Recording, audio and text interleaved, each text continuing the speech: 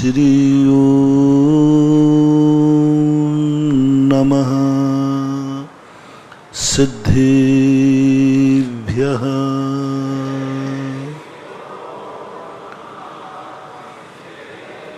जय श्री ओम नमः सिद्धेभ्यः।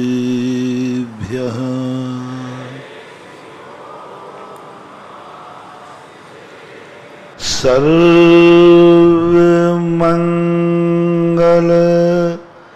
मांगल्यम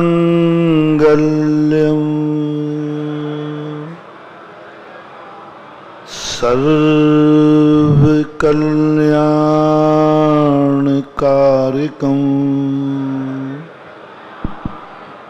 प्रधानं सर्वधर्माणां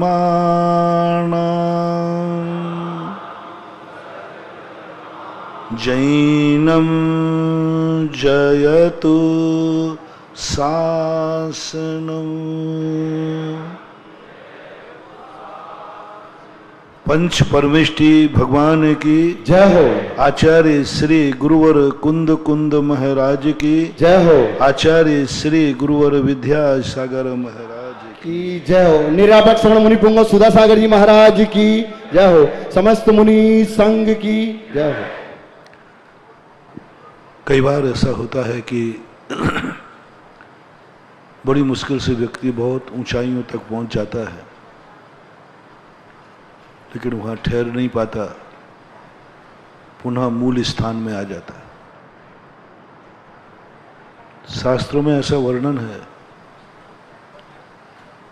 कि 11वें गुण स्थान तक भी पहुंचने वाले महामुनिराज ऐसा पतन होता है कि वो निगूद की यात्रा कर लेते हैं।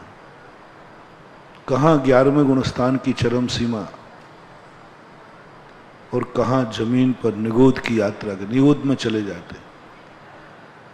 31 सागर की आयु को भोगने वाला जीव अहिमेंद्र बन जाता है। भवांतरों में वो भी मूल स्थान पर पहुंच जाता है जहां से वो निकला था। ऐसा क्यों हो जाता है? बहुत ऊंचाइयों पर पहुंचने के बाद एक अमीर आदमी चक्रवर्ती बनने के बाद भी एक एक दाने को मोहताज हो जाता है।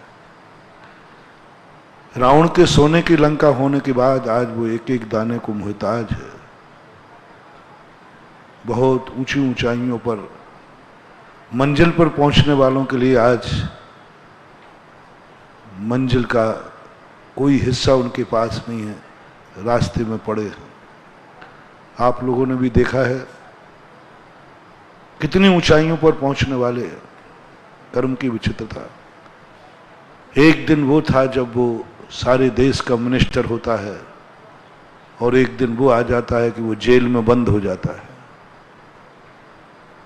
बड़े बड़े मिनिस्टर, क्या मिनिस्ट्री थी, कोई होम मिनिस्टर, कोई वित्त मिनिस्टर, और क्या किस्मत की देन कि एक दिन वो जेल में हो जाता। दुनिया को जेल में डालने वाला खुद जेल में चला जाता है।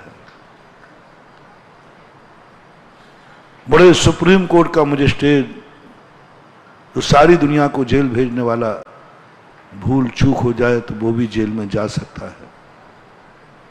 बड़े बड़े एसपी, थानेदार, आईजी, डीआईजी, दुनिया को अरेस्ट करने वाले एक दिन वो खुद अरेस्ट हो जाते हैं। साधुओं को भी तुमने देखा होगा, सारे जगत में माननीय, सारे जगत में पूजनीय, सारे जगत के गुरु बनने वाले एक दिन क्या स्थिति बन जाती है कि वो जेल की सलाखाओं में बंद होते हैं। बड़े बड़े पापियों के पाप तो जमानत पर मुक्त हो जाते हैं, लेकिन कुछ इतनी ऊंचाई पर पाप करते हैं कि उनकी जमानत भी नहीं होती। बहुत सारे पापी जेल में जाकर लौट आते हैं, लेकिन कुछ ऐसे महान आत्माएं पाप करते हैं जो एक बार जेल जाते हैं तो जिंदगी की अंतिम श्वास तक लौटकर नहीं आते। ये सारे दृश्य क्यों होते हैं, क्यों घटित होते हैं? ऊंचाइयों को पा लेना इतनी खुशी की बात नहीं है, लेकिन ऊंचाई से नीचे गिर जाना बहुत बड़े गम की बात है। अच्छे दिन आ जाना कोई बुरी चीज नहीं है, कोई महान हर्ष का विषय नहीं है, लेकिन अच्छे दिन के बाद बुरे दिन आना बहुत बुरे दिन है। जिसके कभी अच्छे दिन नहीं आए हैं वो इतना कष्ट में नहीं है, लेकिन जिनके अच्छे दिन आने के बाद बुरे दिन आते हैं उनको सुसाइड के अलावा कोई रास्ता नहीं दिखता। जो कि अच्छाई के बाद, सुख के बाद जब दुख आता है तो वह असहनीय हो जाता है। छाया के बाद जो धूप होती है वह असहनीय हो जाती है। आपने देखा कि जेठ की दोपहरी की धूप उतनी तेज नहीं लगती, उतनी तेज नहीं लगती, 48 टेम्परेचर की भी। लेकिन अभी दशलाक्षण पर्व के बाद जो कुंवार के महीने में धूप आएगी वो जला देती है, क्योंकि वो ठंडक के बाद आई है, बरसात के बाद आई है। 48 टेम्परेचर कभी नहीं होता कुंवार के महीने में, 48 आज तक कभी हुआ ही नहीं। मुश्किल से 40 तक जाता, 35-40 तक रहता है, और गर्मी में तो 48-50 चला जाता है। लेकिन गर्मी की धूप जलाती नहीं है, और कुंवार के महीने की धूप टेम्परेचर कम है लेकिन जला देती है, क्योंकि ये ठंडक के बाद, बरसात के बाद आती है। तो जीवन में बहुत बार ऊंचाइयां पा लेने के बाद सबसे पहला विचार करना है, तुम जिस ऊंचाई की तरफ बढ़ रहे हो क्या वहां टिक पाओगे? जिस हिमालय पर तुम चढ़ रहे हो क्या हिमालय पर टिक पाओगे? महीनों सालों तक हिमालय की चढ़ाई करते हैं, और जिस एवरेस्ट की चोटी के लिए उस चोटी पर व्यक्ति कितनी देर रुकता है? उस चोटी पर कितनी देर रुकता है? मां 2 मिनट भी नहीं, वो झंडा यूं किया और तुरंत गिर जाएगा, उससे ज्यादा टिका तो वो नीचे गिर जाएगा। महीनों से आप चढ़े और जाकर के वहां पर टिकने के लिए मां 2 मिनट भी नहीं टिक पाए। एक फोटो उतर पाती है वर्ष, उतना ही काफी। टिकना बहुत कठिन। सम्मेद शिखर की यात्रा तुम कितनी तेजी से करते हो, कितनी मेहनत से करते हो, चलते हो, रात के 2 बजे 3 बजे उठते हो।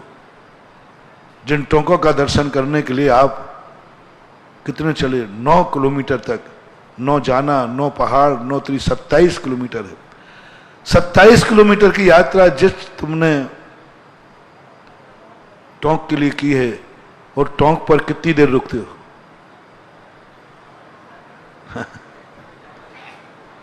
कई बार तो चावल फेंका, धोख भी नहीं देते कई लोग, तो यूं चावल फेंके, 9 बार नमोकार मंत्र भी नहीं पढ़ते। अरे भाई, जिस टोंक के लिए इतनी देर तक तुम मेहनत करके आए हो, कम से कम 9 बार नमोकार मंत्र पढ़ो, एक अर्घ्य तो चढ़ा दो, एक बार 2 मिनट ध्यान तो कर लो, 2 मिनट ध्यान तो कर लो कि यहां से कुंथनाथ भगवान मोक्ष गए थे, उनको एक बार ऊपर निहार तो लो, एक बार ऊपर देख लो, एक बार नीचे देख लो, और एक बार उनके चरणों को देख लो। 2 मिनट तो दो। नहीं, 90% लोग भागते हैं। क्या है जिंदगी? जिंदगी ऐसी ही है बंधु। व्यक्ति भोजन बनाता है, कहां से शुरू होती है भोजन की प्रक्रिया? एक किसान के खेत से। कितनी मेहनत से वो किसान खेत को तैयार करता है, बोता है, रखवाली करता है, गेहूं निकालता है, पीसता है, चूल्हे के सामने रोटी बन के बनाती है। इतना सब करने के बाद और खाने बैठे तो सब साफ कितनी देर में हो जाता है? सब साफ। सारे टिफिन खोल दो, पिकनिक में जब जाते हो घंटों बनाने में लगता है, और 10 मिनट में सब डिब्बा डन डन डन डन सब खत्म। ऐसा है संसार। हर परिश्रम की यही कीमत है इस दुनिया में। हर परिश्रम के फल की यही कीमत है। हर व्यक्ति परिश्रम तो कर रहा है, लेकिन जितना समय परिश्रम में लगाता है उतना समय उस फल को आनंद लेने में नहीं लगाता। जिस फल के लिए इतने कष्ट उठाए, उस फल का उतनी देर आनंद भी तो लेना चाहिए। जिस शिखर जी के लिए इतने कष्ट उठाए, उस शिखर जी पे उतनी देर वहां आनंद तो लेना चाहिए, उतनी देर तो करो। लेकिन नहीं, संसार की नीति है, ये दुखमा काल है, इसमें दुख अधिक हैं और सुख कम है। दुख तो आटे के बराबर हैं और सुख आटे में नमक के बराबर है। थोड़ी देर के लिए सुख मिलता है, उसके लिए मेहनत परिश्रम कितना करता है, फिर भी वो डाउन क्यों हो जाता है, क्यों पीछे लौटता है। आज उत्तम आकिंचन धर्म बहुत बड़ी शक्ति है महानुभाव। आकिंचन धर्म तुम्हें ऊंचाइयों पर नहीं ले जाएगा, तुम ऊंचाई पर पहुंच चुके हो। आकिंचन धर्म यह बात को कहेगा कि मेरी शरण में आ जाओ, तुम दोबारा वहां नहीं पहुंचोगे जहां से तुम आए हो, तुम आगे बढ़े स्थिर रह जाओगे। ऊंचाई पे तो हमने त्याग ने पहुंचा दिया, सत्य ने पहुंचा दी, सब ऊंचाई पहुंच गए। लेकिन अब कहीं उल्टा नहीं हो जाए। पेड़ को काट देने के बाद बहुत तेजी से फलता है पेड़। ऊपर पहुंचने वाला जब व्यक्ति गिरता है तो बहुत तेजी से गिरता है, बहुत तेजी से गिरता है। जो आगे नहीं बढ़ा वो इतना तेजी से नहीं गिरता, गिरने वाला व्यक्ति बहुत तेजी से गिरता है। उसको बचाने के लिए आकिंचन धर्म आया। कैसे आकिंचन आ जाता है? दो का आकिंचन धर्म हमारे जीवन में क्यों नहीं आया? आकिंचन कहता है कि तुम उसको भी मिटाओ जो पुनः अंकुरित हो सकता है। पेड़ को काट देने से काम नहीं चलेगा, जहां से पीके आते हैं उस जड़ को भी उखाड़ना पड़ेगा। हमारे शास्त्रों में आता है जब कोई छपक श्रेणी चढ़ता है तो कसायों की बादर किट्टी करता है, सूक्ष्म किट्टी करता है और एक किट्टी निर्लेपन आता है।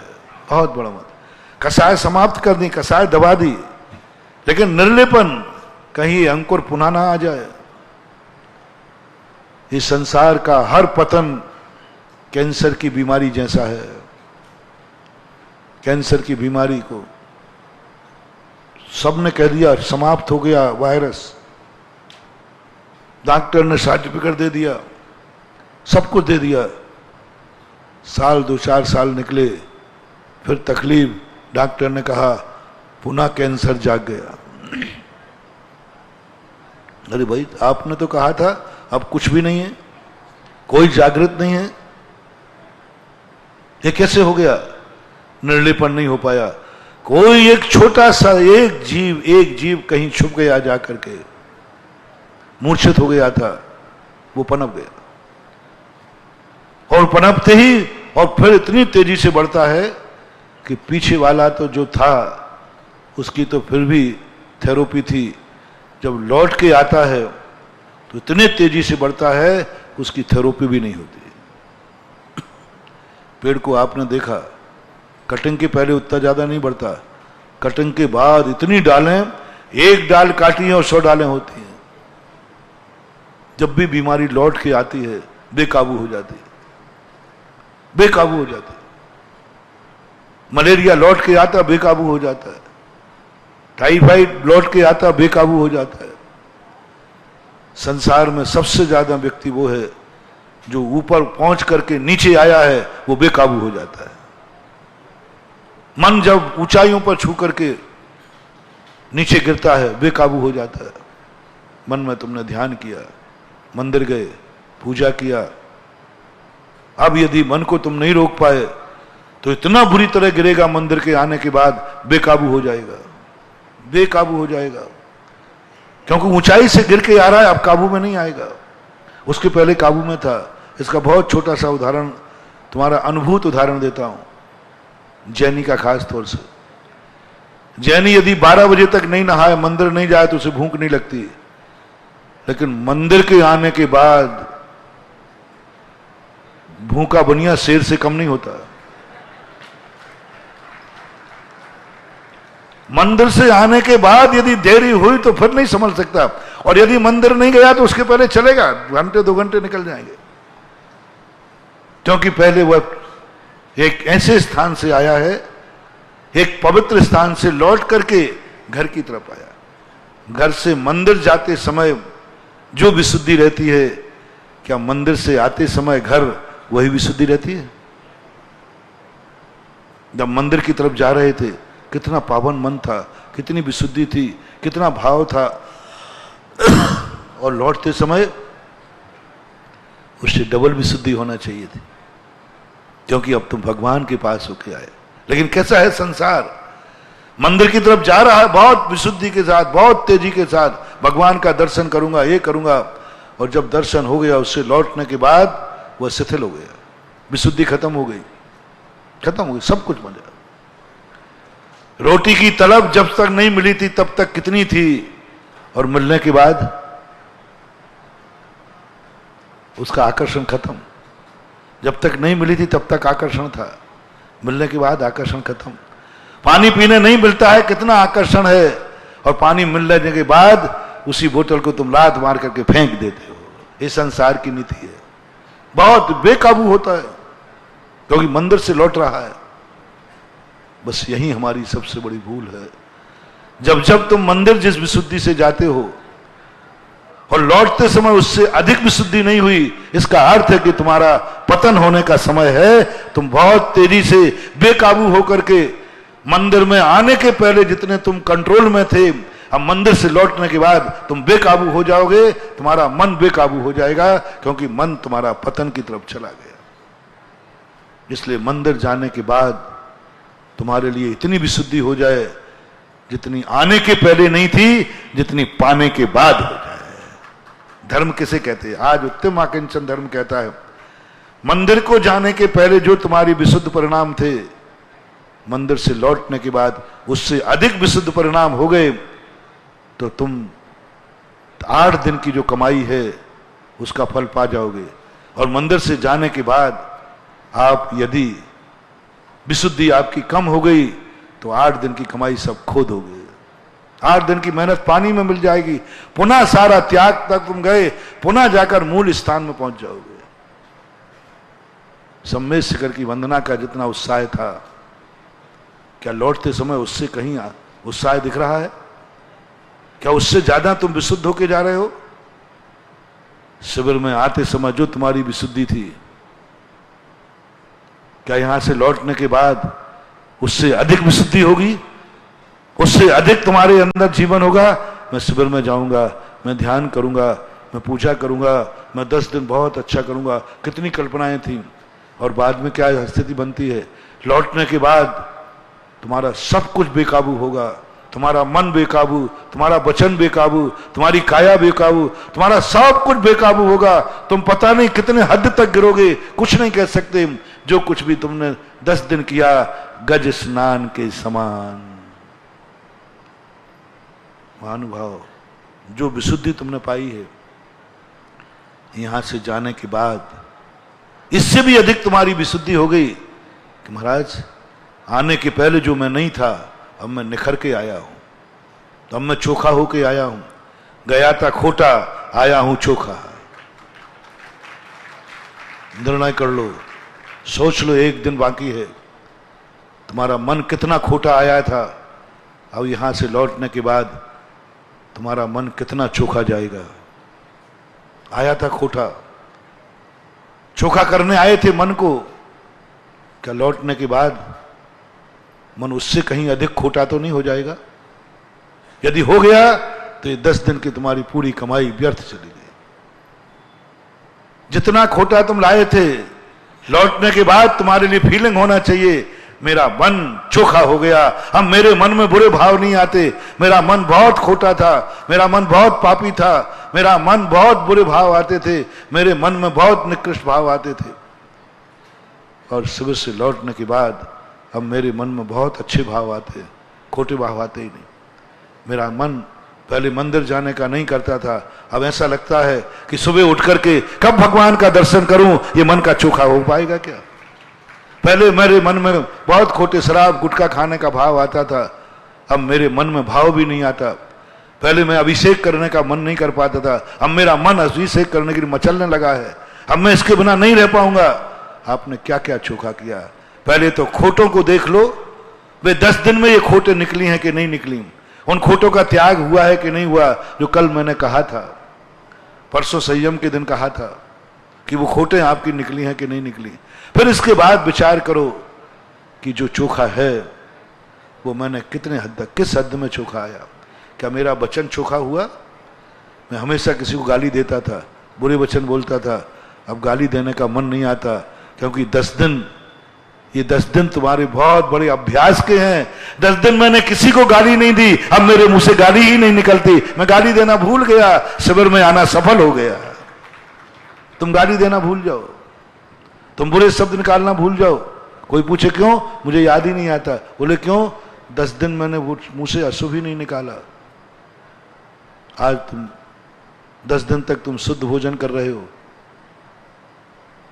अब तुम्हें, पहले अशुद्ध खाते थे, अब तुम्हें अशुद्ध खाने का भाव नहीं आ रहा, मन ही नहीं आ रहा। बोले क्यों?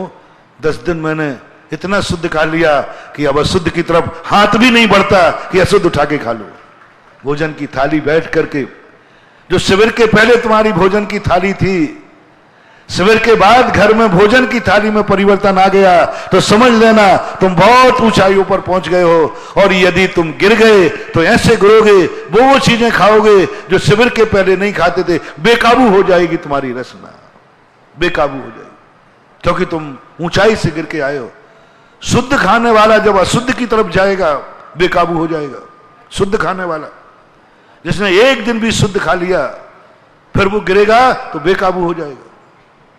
जिसने 10 दिन पवित्र मूर्तियां देखी हैं, भगवान का दर्शन किया, पवित्र आत्मा का दर्शन किया, पवित्र गुरु का दर्शन किया, ध्यान में पवित्र बीजाक्षरों का दर्शन किया, यदि आप गिरोगे तो आपका मन बेकाबू होगा।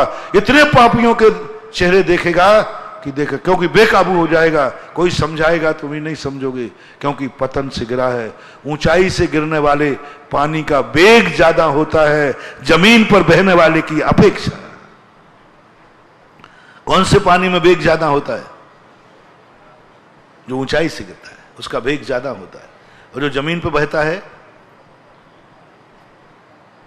जमीन पर बहता है। जो शिविर में भर्ती नहीं हुए वे जमीन में बह रहे हैं, और जो शिविर में भर्ती हुए हैं वे एवरेस्ट की चोटी पर पहुंच गए हैं। अब यदि गिरेंगे तो इतने वेग से गिरेंगे, स्वयं तो बहेंगे ही, साथ में ना जाने कितनों को बहा के ले जाएंगे। इसको बाढ़ बोलते हैं। बहुत बुरी तरह गिरोगे। ऊंचाई से गिरे हो ना तो वेग होगा पतन का। हर व्यक्ति, ज्यादातर नरकों में वे जाते हैं जो बहुत ऊंचाई से गिरते हैं। नीचे वाले नरक में वही जाते हैं। विकलत्र नरक में नहीं जाते, निगोदिया नरक में नहीं जाता, 2 इंद्रिय 3 इंद्रिय 4 इंद्रिय नरक नहीं जाते। नरक जाता है सबसे नीचे नरक मनुष्य, क्योंकि मनुष्य ऊंचाई से गिरता है। 84 लाख योनियों में सर्वश्रेष्ठ योनि कौन सी है? मनुष्य। सबसे ऊंचाई पर है, जहां से मोक्ष जाया जाता है, जहां से मोक्ष जाया जाता है, जहां से परमेष्टि बनते हैं, जहां पर पंच परमेष्टि बनते हैं। जिस मनुष्य से साधु, आचार्य, उपाध्याय, अरहंत, सिद्ध बनते हैं, उस पर्याय की ऊंचाई से जब गिरता है व्यक्ति, तो दुनिया की कोई 84 लाख योनि वाला 7 में नरक नहीं जा पाता है। मात मनुष्य यदि जाता है तो 7 में नरक तक चला जाता है। त्रियंच में राघवमश वगैरह जा रहे हैं, हम यहाँ की कर्म भूमि की अपेक्षा बता रहे हैं। मनुष्य का पतन इतना हो जाता है, 7 में नरक सीधा, क्योंकि ऊंचाई से गिरा है, उसका वेग ज्यादा है। आज उत्तम आकिंचन धर्म कहता है, तुम त्याग करके बहुत ऊंचाई पर पहुंच गए हो, बहुत ऊंचाई पर पहुंच गए हो। आपको संभलना है, संभालना है, संभलना है, स्थिर रहना। कल तक मुझे डर नहीं है, परसों का डर है तुम्हें, मुझे। कल तक तो तुम मेरे काबू में हो, कल तक मुझे कोई डर नहीं। परसों के बाद कौन कितने वेग से गिरेगा, कौन कितनी तेजी से गिरेगा, कौन कितना कहां गिरेगा, शायद परसों के बाद मैं भी तुम्हारे सामने आ जाऊंगा तो तुम मेरे काबू में भी नहीं आओगे, मुझे मालूम है। कल तक तो आओगे काबू में, परसों के बाद यदि मैं तुम्हारे सामने खड़ा हो जाऊं तो तुम इतने बेकाबू होगे कि महाराज की भी तुम उपेक्षा कर दोगे। परसों के बाद तुम भगवान के कंट्रोल में भी नहीं आओगे, भगवान के भी काबू में नहीं आओगे। इसलिए उत्तम आकिंचन धर्म कहता है इनको संभालो, तेरस के दिन संभाल लो, नहीं तो पूनम को ये बेकाबू हो जाएंगे, बहुत बेकाबू होंगे। ऐसा इनकी लगार मिटा दो, ऐसा इनके बीज को ऐसा कर दो कि पूनम के दिन इसको कोई खाद भी देवे, पानी भी देवे, मिट्टी भी देवे, तो उसमें अंकुर आने लायक भी न रहे। कोई पाप भी मिले, कोई पाप भी सामने आ जाए, कोई पाप करने की प्रेरणा दे, तो इनके मन को इतना पावन पवित्र कर दो कि इनके मन में कभी पाप का अंकुर भी ना आ पाए। आकिंचन धर्म कहता है। आकिंचन त्याग का तो सब ऊपर ऊपर का काम था, आकिंचन तो वो है कि इसमें अब पाप करने की क्षमता भी न रहे, गेहूं में अंकुरित होने की क्षमता न रहे, अंकुरित भी नहीं आए। आकिंचन धर्म कहता मन को इतना पावन कर दो, इतना पावन कर दो कि कोई इस मन को पापी बनाना भी चाहे तो कोई पापी नहीं बना सकता, कोई पापी बनाना चाहे। जैन दर्शन के अनुसार बताते हैं कि रामचंद्र जी जब एकदम अपने मन को आकिंचन धर्म में चले गए, स्वर्ग से देव सीता ने आकर उनको डिगाना चाहा, वो नहीं डिगे। बड़े बड़े पाप सामने आए, देवों की देवताएं अप्सराएं सामने आ गई। मना का भाई आकिंचन धर्म, चित्रम किमत्र यदि ते तिदसांग ना भी नीतिर मना गपि न मनो विकार में। क्या बड़ी बात पूज्यवत स्वामी ने कही। चित्रम किमत्र यदि ते त्रिदसांग ना भी, हे भगवान क्या बात है, आप जवानी में भी, बचपन में भी, मुनि अवस्था में भी देवांगनाएं आपके सामने नाच करती थी, हाव भाव व्यक्त करती थी, मना कभी न विकार मार्गम, लेकिन तनक भी आपके अंदर विकार पैदा नहीं कर पाई। ऐसा है आकिंचन धर्म। आकिंचन धर्म जो है मन को उस दशा में पहुंचा देता है, उसके सामने फिर सारी दुनिया की भोग संपदा भरी रहती है, उसके मन में विकार नहीं आती, क्योंकि आकिंचन धर्म उसने कर लिया। कितना भी क्रोध कराने का निमित्त मिले, उसके मुख से अशुभ वचन नहीं निकलते, उससे कुछ गलत हो ही नहीं सकता, क्योंकि उसने बीज को ही खत्म कर दिया। जिसने कहा कि अब बोलो कितना बोना है, दे लो कितना खाद देना है, कितना बीज देना है, मैंने अंकुर आने का जो योनि स्थान था वो ही नष्ट कर डाला, निर्लिप्त कर डाला। और यदि इसको नष्ट नहीं किया तो कैंसर जैसा एक वायरस भी रुक जाएगा। एक वायरस भी रुक गया, वो पता नहीं किस कोने में पनप जाएगा और फिर इस तरीके से पनपेगा कि वो काबू में नहीं रहेगा। कब को त्याग, ऐसा क्यों होता है, ऐसा क्यों नहीं हो पाता है? हम विचार नहीं करते। हम अभी कंट्रोल तो कसायों को कर लिया, लेकिन कसायों का नाश नहीं कर रहे हैं। हम कसायों को शांत किए बैठे हैं। 10 दिन पर्व आ गया, हम शांत किए बैठे हैं। हमने कसायों को नाश नहीं किया, हमने जड़ से नहीं उखाड़ा उसे। हमने डालियां तो काट दी, क्योंकि हमारे रास्ते में बाधक बन रही थी, हमने काट दी, लेकिन हमने उसकी जड़ नहीं उखाड़ी। पापों की जड़ अभी तुम्हारे अंदर नहीं गई, पापों के निमित्त आपने त्याग नहीं किए। जब तक पाप छोड़ देने से पाप नहीं छूटेगा, पाप के निमित्त को जब तक नहीं छोड़ोगे तब तक पाप नहीं छूटेगा। पाप के निमित्त को, कौन कौन निमित्त हैं जिनसे क्रोध आता है? अब क्रोध को नहीं देखना है, क्रोध कराने वाले को देखना है, क्रोध करने वाले को देखना है। अभी तक तो क्रोध का त्याग था, पाप का त्याग था, अशुभ का त्याग था, सब कुछ त्याग था, दान के रूप में, त्याग के रूप में। अब तो ये देखना है कि ये पाप लाया कौन था, किसने मुझे क्रोध कराया था, किसने मुझे राग कराया था, कौन सा निमित्त है जिस निमित्त के माध्यम से मेरे परिणाम बिगड़े थे। उन निमित्तों से दूर हटना है, दूर हटना, उन निमित्त को हटाना है, निमित्त से हटना है। और किसमें ये राग उत्पन्न हुआ था? मेरी आत्मा में, मेरे में, उपादान में। अब अपने आप को बचाना है, कर्ता को और कर्म को। किसके निमित्त से हुआ था राग द्वेष? उन निमित्तों को समूल नष्ट कर दो जिंदगी से, वो तुम्हारी जिंदगी में दोबारा ना आ पाए। या तो उनको इस स्थिति में भेज दो या तुम वहां चले जाओ जहां पर वो निमित्त ना आ पाए। दुनिया को हटाना तो मुश्किल है, तुम ही खुद इतने दूर चले जाओ कि राग द्वेष करने वाला निमित्त तुम्हारे पास तक आना भी चाहे तो वो नहीं आ सकता है। मुनि दशा वही दशा है, वैराग होता है। किसको हटाऊं? दुनिया से वैराग हो गया, दुनिया ने मुझे जान लिया, साधु ने मुझे राग का कारण ये सब लोग हैं, ये परिवार है, ये धन दौलत है, सब इनको हटाओ, सब हट जाओ यहां से, मुझे वैराग हो गया, तुम ही लोगों ने मेरी जिंदगी बर्बाद डाल कर दी है, मुझे तुमसे कोई मतलब नहीं, हटाओ इस मकान को, हटाओ इस धन दौलत को, हटाओ इस परिवार को। उत्तम आकिंचन धर्म कह रहे, कितनों को हटाओगे? कितनों को हटाओगे? पड़ोसी से भी राग द्वेष होता है, उसको हटाओगे तो नगर से भी राग द्वेष होता है, किस किस को हटाओगे? किसी को हटाने की अपेक्षा उत्तम आकिंचन धर्म कहता है इन सब से तुम दूर हट करके वनवास में चले जाओ जहां ये जा ही नहीं सकेंगे, और संकल्प कर लो ये नहीं करेंगे कि ये मेरा बेटा नहीं है, तुम संकल्प करो कि तुम मेरी मां नहीं हो। पूज्यवर कुंद कुंद भगवान ने प्रवचन सार में कहा, दीक्षा लेने वाले मां के साथ जाता है, हे मां तूने मुझे शरीर का जन्म दिया था, तूने मुझे शरीर दिया था, अब मुझे ओरिजिनल मां मिल गई है, मैं आत्मा को जन्म देने वाली जिनवाणी मां की गोद में जाता हूं और तुझे छोड़ता हूं। हे स्त्री, मैंने तुझे वरण किया है इंद्रिय सुख के लिए, मुझे अतीन्द्रिय सुख देने वाली वधू मिल गई है, मुक्ति रूपी वधू, इसलिए मैं तुझे छोड़ता हूं।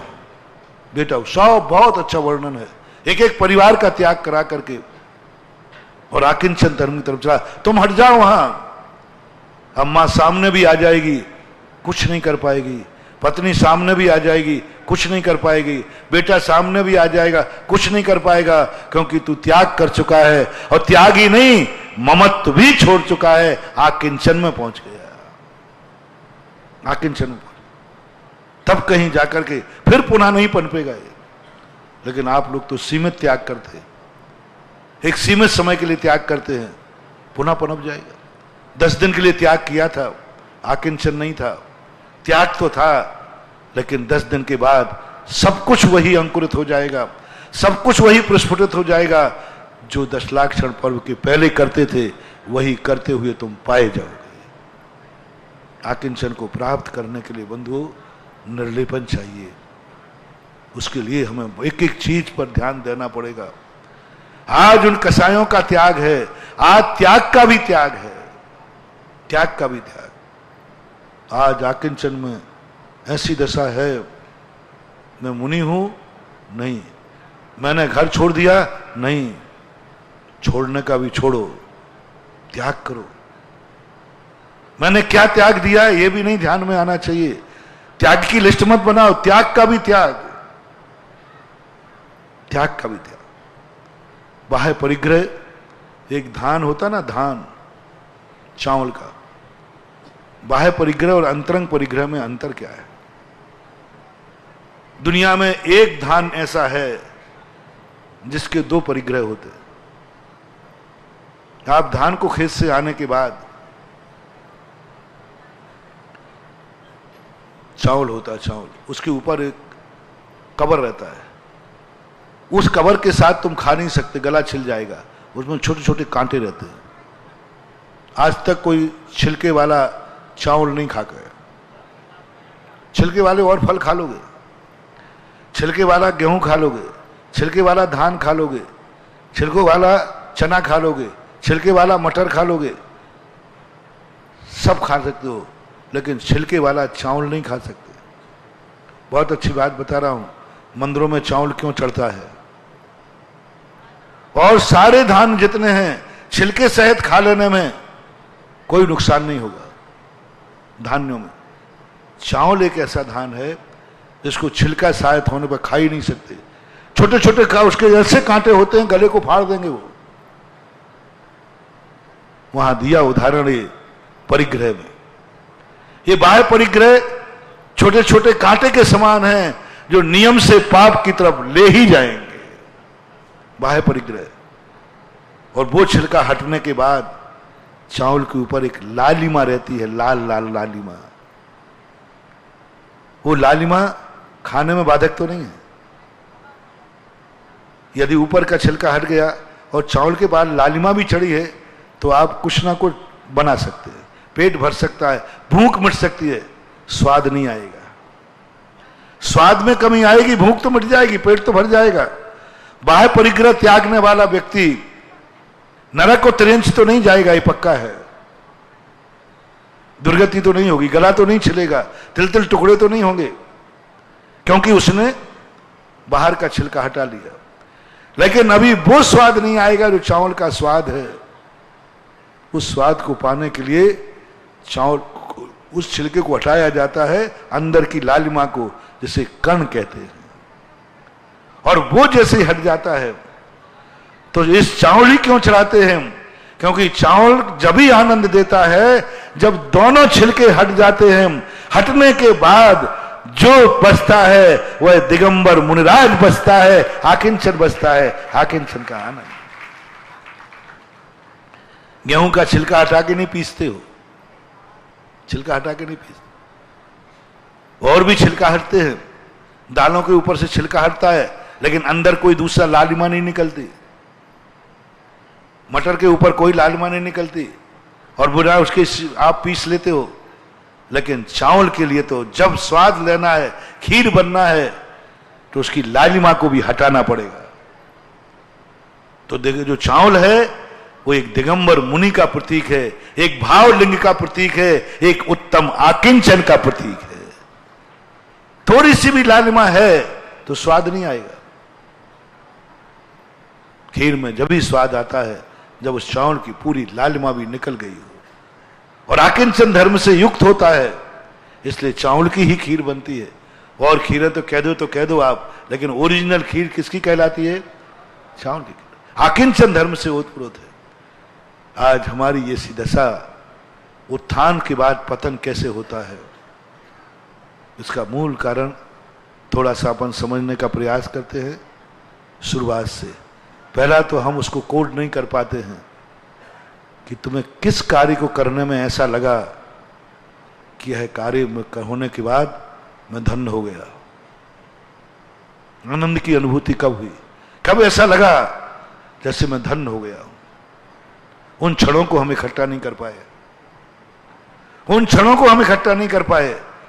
और ये आनंद किस कारण से आया था, उस कारण को हम भूल जाते, उस कारण को नहीं पकड़ पाए। आनंद में इतने डूब गए कि वो कारण ही गायब कर गया। कई लोग इससे करते हैं, कार्य कर लेते हैं, ये कैसे बनाया वो तो मुझे ध्यान ही नहीं रहा। हम इतने भूल गए उस आनंद में, इतने भूल गए कि हम उपकारी को भूल गए। कुछ लोग उपकारी को इतने चिपक जाते हैं कि वस्तु का आनंद लेना भूल जाते। दोनों मूर्ख हैं। एक व्यक्ति ससुराल गया, बहुत बाढ़ थी, नदी पार करके पहुंचा। ससुर साहब थे, उन्होंने कहा कुंवर साहब ये नदी पार करके कैसे आ गए, ये तो बहुत बाढ़ थी। बोले पापा जी इस घोड़े की बदौलत आ गया। तो ससुर सीधे साधे थे, बिजौलिया के थे। उन्होंने कहा अच्छा घोड़े की बदौलत बच के आ गए? हाँ साहब। उन्होंने जो भी माल टाल बनाया था रक्षाबंधन पे सब घोड़े को रख दिया। कुंवर साहब कहते मुझे तो चुप रहो, इस घोड़े की बदौलत है बच गए तुम, नहीं तो मेरी बेटी विधवा हो जाती। परम उपकारी है ये घोड़ा, परम उपकारी है ये घोड़ा। कुंवर साहब फिनफिनाते रहे। अंत में कुंवर साहब भी क्या करते, बंधक करके चले गए। ये रखो तुम्हारी बेटी, मैं जा रहा हूं। विधवा से भी गई बीती दुर्दशा होती है परित्यक्ता की। विधवा से भी ज्यादा दुखी कौन होती है? परित्यक्ता होती है। ये मूर्खता होगी। कई बार हम उपकारियों को इतना ज्यादा महत्व दे देते हैं कि हम खुद आत्मा का आनंद नहीं ले पाते, उन्हीं क्रियाकांड में उलझ जाते हैं। और दूसरे व्यक्ति वो हैं जो उपकारी को भूल जाते हैं। इतने आनंद में डूब गए, इतने अपने कुंवर साहब की सेवा करने में लगे कि बेचारे घोड़े को घास कभी नहीं पूछी, घोड़ा बेचारा मर गया, अब दोबारा नहीं आएगा। उपकारी को जो एक बार भूल जाता है वो उपकार दोबारा करना नहीं आता। उपकारी को भूलना नहीं है। उपकारी को भूल जाओगे कौन संभालेगा तुम्हें? जब तुम गिरोगे। गुरु किस लिए बनाए जाते हैं? इसलिए कि हम गिरेंगे तब वो संभालेंगे, हम गिरेंगे तब वो संभालेंगे, मुझे शुद्ध करेंगे। इसलिए उपकारी जीव को हमें अपने साथ सदा स्मरण रखना है, क्योंकि वो फिर मेरे ऊपर उपकार करेगा। जब भी मेरे ऊपर कोई संकट आएगा वो उपकार करेगा। उपकारी को भूलना नहीं। कई बार तो ऐसा हो जाता है, बताते हैं कि ताजमहल बनाया, शिल्पियों ने इसलिए बनाया था कि हम ऐसा ताजमहल बनाएंगे कि राजा मुझे ऐसा पुरस्कार देगा, ऐसा पुरस्कार देगा कि हमारी जिंदगी अमर हो जाएगी। लेकिन ऐसे दुष्ट राजा का हुआ कि जिसने ताजमहल बनाया उसके हाथ काट डाले, हाथ काट डाले। होता है ऐसा दुनिया में, ऐसा होता है उनके दुनिया में। ऐसे व्यक्तियों के लिए फिर दोबारा कोई उपकार नहीं करता। हम धर्म को, जिन्होंने हमारे ऊपर उपकार किया, जिन कारण से हम उपकार किया, 10 दिन के बाद तुम सब भूलने का प्रयास करोगे, सब भूल जाओगे। कहाँ है वो सुबह ध्यान में आनंद आता है कि नहीं? बोलते नहीं हो। पूनम के बाद तुम भूल जाओगे वो आनंद, भूल जाओगे वो 4 बजे वाली घड़ी, भूल जाओगे कि महाराज जी स्टेज पर आ चुके होंगे, हमें ध्यान करना है। उपकारी को भूल जाओ। और कई बार तो उपकारी को व्यक्ति ऐसा भूलता है कि द्वारा उस उपकार को ग्रहण ही नहीं करता। एक चूहा था, वो चूहा बहुत परेशान था, बिल्ली से डरता था और सोचता था काश मैं बिल्ली होता। तो एक दिन वो गुरु महाराज के पास पहुंचा, चूहा से कहा, गुरुदेव बहुत बिल्ली से डर लगता है, यदि आपको बना नहीं तो मुझे बिल्ली बना दो। गुरु को भी दया आई और उन्होंने कहा ठीक है, बिल्ली भव, बिल्ली हो गया। अब बिल्ली को कुत्ते से डर लगता था, अब कुत्ते से डर लगता था तो फिर गया, बोले सरकार बिल्ली नहीं आप तो कुत्ता बना दो। गुरुदेव ने कुत्ता बना दिया। फिर शेर से डर लगता था, गुरुदेव कुत्ते से, जो शेर से डर लगता है, आप तो वो बनाओ जो उसको किसी से डर नहीं लगता, शेर बना दो मुझे। गुरु ने शेर बना दिया। अब देखना कहां से चूहा से कहां पहुंच गया, शेर बन गया। अब शेर ने सोचा जो गुरु चूहा से शेर बना सकता है खुश होने पर, और यदि नाराज हो गया तो कहीं पुनः चूहा न बना देवे, इसलिए अब उसने शेर बना दिया है। अपन यही गुरु को खत्म कर देते हैं, क्योंकि खुद नाराज होने पर फिर से चूहा बना देगा। इसलिए ऐसा करते, अब शेर तो मैं बन ही गया हूं, अब इसी को मिटाए देता हूं। और जैसे ही छलांग लगाने को हुआ, गुरु समझ गए और गुरु ने छलांग लगाने के पहले कहा मूस को भव, फिर से चूहा हो जा। ये होता है। ऊंचाइयों से गिरने का कारण क्या रहा? हम उपकारी को भी पैरों से रौंद देते हैं, उन अच्छे निमित्तों को भी पीठ दिखा देते हैं जो हमारे लिए ऊंचाइयों पर ले जाने वाले हैं। उन भगवान के मंदिर के सामने भी रह करके हम दर्शन नहीं कर पाते हैं, मंदिर के बाजू में रह करके भी हम अभिषेक नहीं कर पाते हैं। हमारे नगर में मंदिर है फिर भी हम मंदिर में नहीं जा पाते हैं। यह है उपकारी का। उपकारी सामने बैठा, तुम्हारे लिए बैठा, तुम्हारे लिए आया। मैं सदा कहता हूं, आप इतनी ऊंचाइयां पाई हैं, उन कारणों को याद करो, ध्यान करो। ऐसे ही नहीं पा लिया आपने, आप जैन कुल में आए हैं। कैसे आ गए जैन कुल में आप बंधु? ऐसे ही नहीं। मनुष्य की बात तो मैंने उत्तम माधव देव की कही थी, जैन कैसे बन गए तुम? तुमने कभी ये परिणाम किया होगा मरते समय कि हे भगवान, मुझे ऐसा कुल मिलना चाहिए जहां मैं भगवान को छू सकूं, अभिषेक कर सकूं, मुनिराज को आहार दे सकूं? कभी परिणाम किया होगा ऐसा?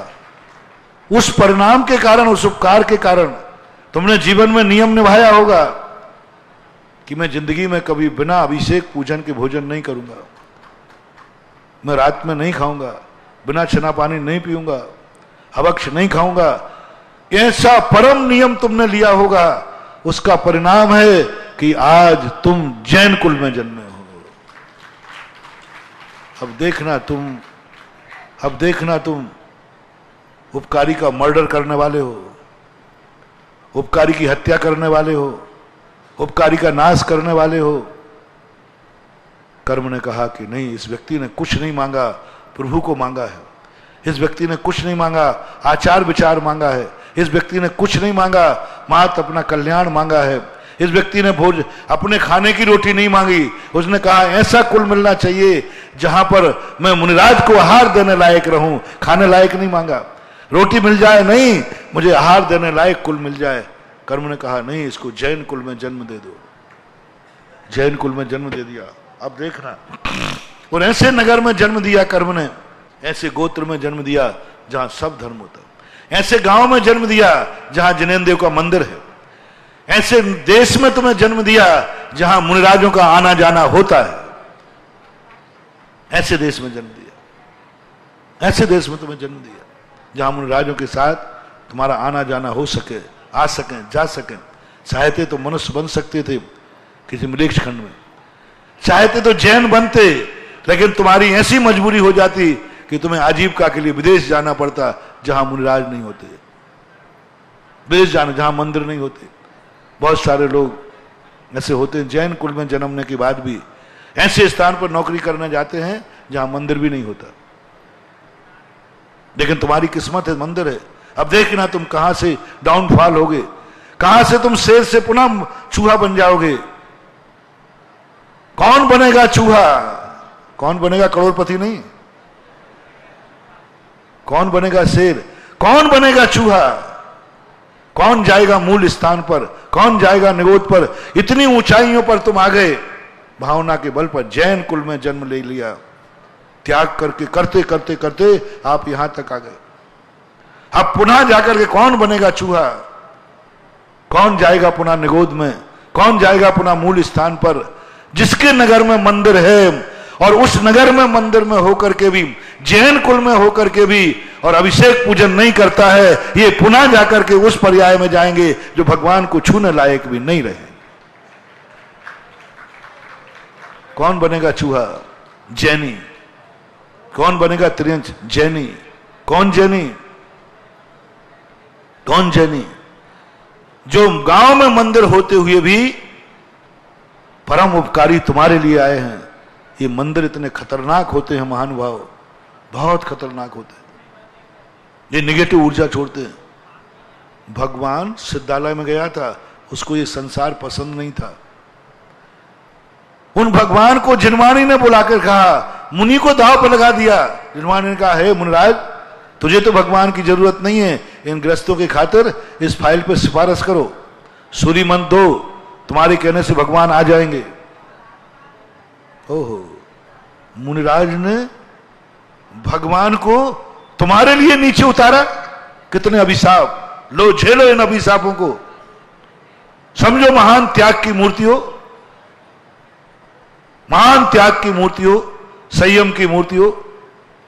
सब कुछ तुम्हारे पास है, लेकिन संभालो अब इसके लिए। कितने अभिशाप तुम्हारे लिए। भगवान को तुमने नीचे उतारना पड़ा तुम्हारे खातिर। जिनवाणी को भगवान को नीचे उतारना पड़ा, जो अपनी साधना तपस्या करके ऊंचाई पर पहुंचे थे। और गुरु महाराज को भी सिफारिश की। किसके लिए? तुम्हारे लिए। जिनवाणी ने तुम्हारे लिए, भगवान आए तुम्हारे लिए, तुम्हारे लिए। तुम्हारे नगर में भगवान आए और तुम ही उनका लाभ नहीं ले रहे हो। जिनवाणी ने कहा, भगवान आओ। गुरु ने कहा, भगवान आओ। ये भगवान नहीं बन पाएंगे, लेकिन ये भगवान की पूजा कर सकेंगे। ये भगवान नहीं बन पाएंगे, लेकिन तेरा गंधोदक लगा लेंगे तो इनका कल्याण हो जाएगा परंपरा से सही। इसलिए भगवान मंदिर में आए थे। तुम्हारे लिए मंदिर में आए, तुम मंदिर के सामने से निकल जाओ, दर्शन भी नहीं करो। तुम्हारे नगर में, जब मंदिर में नगर में मंदिर है और तुम उस मंदिर का उपयोग नहीं कर रहे हो, तो तुम्हारे चूहा बनने की पूरी तैयारी है। पक्का मानना, वही मंदिर कहेगा तूने जैन कुल में मांगा था, पुनः जाकर के नीच कुल में जन्म हो बे तेरा, जाके मूस को भव। कौन? वो मंदिर अभिशाप दे देगा। भगवान का अभिशाप लगेगा तुझे, तेरे लिए मैं आया था। इसलिए या तो भैया तुम अपना मकान उस गांव में बनाना जहां मंदिर ना हो, और जहां मंदिर हो वहां मत बनाना, क्योंकि या तो फिर उसका लाभ लेना। तुम्हारे लिए कितनी बड़ी बात, गुरु के बनाने के लिए तुमने जैन कुल पाया, तो मात्र एक गुटखा के कारण, मात्र एक रात्रि भोजन के कारण, मात्र एक बुरी आदत के कारण मुनिराज को आहार नहीं दे पा रहे हो। कोई खिलाने को नहीं है तो बात नहीं, कितने लोग मुनियों को आहार नहीं दे पाते, गरीब नहीं है, खिला सकते हैं, खिलाने का भाव भी है, लेकिन मात्र एक पाप नहीं छोड़ पा रहे, रात्रि भोजन नहीं छोड़ पा रहे, अभक्ष नहीं छोड़ पा रहे, इसलिए नहीं कर पाते हैं। इतनी कारगर कर जा, पुनः जाओ, यह तुम्हारा जैन कुल ही तुम्हें अभिशाप दे देगा, मूस को भव। जैन कुल में ला करके गुटखा खाओ, शराब पियो, जैन कुल में रह करके बुरे कार्य, रात्रि भोजन करो, ये सब मूसक बनने के तरीके हैं, पुनः जाकर पतन हो जाएगा। एक बार ऊंचाई पे आए हो, बस अब ऐसा कुछ करो कि भगवान जो जो छोड़ करके मैं आया हूं, अब ये जिंदगी में दोबारा मेरे जीवन में नहीं आएगी, नहीं आएगी। मैंने 10 दिन रात्रि भोजन नहीं किया, अब नहीं करूंगा। 10 दिन मैंने गुटखा तंबाकू नहीं खाया, अब नहीं खाऊंगा। 10 दिन मैंने कोई बुरा काम नहीं किया, अब नहीं करूंगा। मैं बहुत ऊंचाई पे हुआ, बहुत ऊंचाई पे पहुंच गया। मुनिराज को भी यही कहा कि तुम अपनी संजनन कसाय भी ऐसी नष्ट करो, ऐसी नष्ट करो कि पुनः जाकर के ये कसाएं अंकुरित ना हो जाएं। 11वें गुणस्थान में जाने के बाद गिर जाते हैं, 11वें गुणस्थान में जाने के बाद गिर जाते हैं। तुम तो शिविर में ही हो, बहुत तुम्हें संभलने की जरूरत है। मुनिराज जो एक पूर्व कोटि वर्ष तक 2 बार उपशम श्रेणी चढ़े, लेकिन पुनः वो कसाएं, दबी हुई कसाएं कभी भी पनप जाती है। मजबूरी में जो पाप तुम मजबूरी में करते हो, जो धर्म तुम लोभ में करते हो, जो धर्म तुम भय से करते हो, वो धर्म किसी भी दिन गायब हो जाएगा। मैंने धर्म स्वीकार किया है आत्मा की पर्याय मान करके, मैंने जो त्याग किया है उसको पाप मान के छोड़ा है। अब वो तुम्हारी जिंदगी में दोबारा नहीं आएगा, आएगा भी तो तुम्हें इतना गाफिल नहीं कर पाएगा जितना पहले करता था। इसलिए उत्तम आकिंचन धर्म के दिन व्यक्ति को इतना ज्यादा निरीह हो जाना है कि नहीं, अब तो मैं, मुनि महाराज उत्तम आकिंचन धर्म में चले जाते हैं, भगवान को भी छोड़ देते हैं, गुरु को भी त्याग कर देते हैं, नमोकार मंत्र का भी त्याग कर देते हैं, शहद्रव 7 तत्वों का भी चिंतन खत्म कर देते हैं। सब कुछ खत्म करके मात एक टंकोत की ज्ञायक पिंड सत्स्वरूप पर टिक जाते हैं। अहम को खलु शुद्धो दंसन नान मई ओ सदा रूबी नबी अर्थ मज्ज किंचवी अन्नम परमाणु मित्तम पे। कुछ भी नहीं, अन्नम परमाणु मित्तम पे। अहम को खलु शुद्धो, मैं मात एक हूं, मैं मात एक हूं, मेरा कुछ भी नहीं, मैं एक हूं। अहम को खलु दंसन नान मई ओ सदा रूबी, दर्शन ज्ञानमय में अरूपी हूं। नबी अर्थ मज्ज किंचवी अन्नम परमाणु मित्तम भी, मेरा परमाणु मात्र भी मेरा नहीं, अन्यत्व भावना का चिंतन कुछ भी नहीं, किंचित मात्र भी नहीं। कल ब्रह्मचर्य व्रत है, कल आनंद का दिन है, कल खीर को खाने का दिन है। उत्तम आकिंचन का यदि कोई किरकिरी रह गई तो कल खीर का मजा बेकार हो जाएगा। कल धर्म का दिन नहीं है, कल आनंद का दिन है, कल परमानंद का दिन है, कल खीर खाने का दिन है। आज तक खीर बनाई जाएगी, आज वो भी लालिमा निकाली जाएगी। परमाणु मित्तम्पि रागा दीनम दुविजते जस्से न भी जान गोदू अप्पा पर भयम तू सब्बाग मधुरोगी। सारा दुनिया भर का ज्ञान कर लो, परमाणु मात्र से भी राग रह गया, वो आत्मा को नहीं जान सकता, वो खीर का आनंद नहीं ले सकता। अभी चौथे गुण स्थान में है नहीं, समझ लेना बंधुओं। जो परिग्रह के साथ एक है, मुझे आत्मा का अनुभव होता है, आनंद होता है, तुरंत समझ लेना ये पाखंडी है,